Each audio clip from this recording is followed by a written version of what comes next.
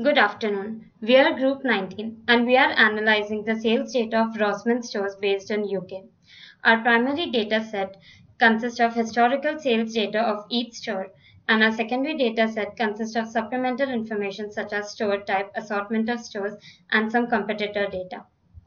Moving on to our first analysis, we have color encoded the store type and we have size encoded the average number of customers. As we can see that store type B has maximum number of average customers and has more average sales than all other store types. But we can see that B has the least number of stores. So one of our recommendation is that we can increase the number of stores of type B, which can pull up our sales. The second insight we see is that on day 6, all the stores have less sales. So our secondary research, we found out that Saturday was a half day for most of the stores. So we would recommend the stores to be open for full days on Saturday, which can maybe pull up our data. The last insight we have is that on Sunday, we can see that only store B is open and all other stores are closed. So that is why store B has such high average sales. So maybe we can open all other stores on Sunday and get good.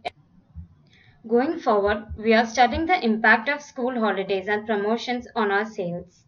We have color encoded whether there was a promotion or not on each month, and we have size encoded whether there was a school holiday or not. So this dashboard can be used by managers to see the effect of school holidays and promotions on their sales month-wise. As we can see, in the month of July and August of each year, the promotions have been doing really well. So we suggest the management to continue having these promotions in these months, as well as have some new promotions which can get some more sales. In our next analysis, we have used small multiples on store types. This is a dashboard used by the managers to see on daily basis how a store is performing compared to the average sales. For an example, on this day, store B performed really well above the average sales. And on this day, store A performed really bad compared to its average sales. In our next analysis, we are seeing the loss in sales due to refurbishment. Our data had information about stores being closed for refurbishment.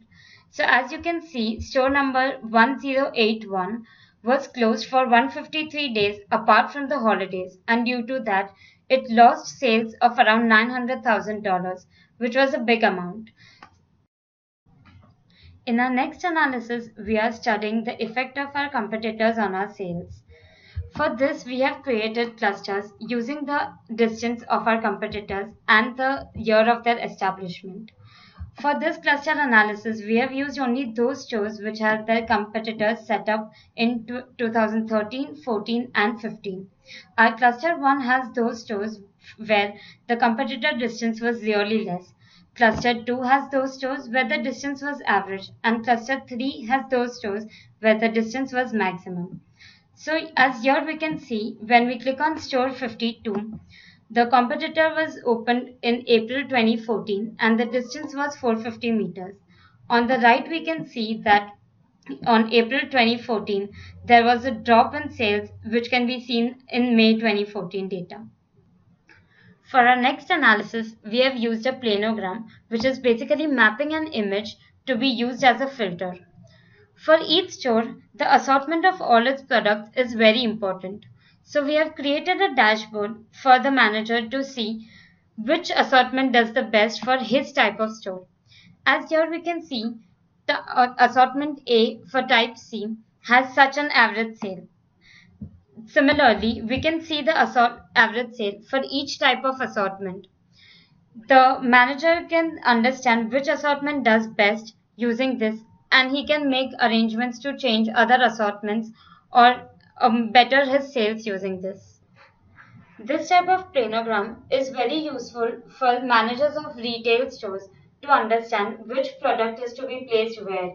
As we can see that in supermarkets, the dairy products are always placed at the end because they generate the highest sales. So this explains the manager which type of assortment is the best and how he needs to place his products in his store. Thank you.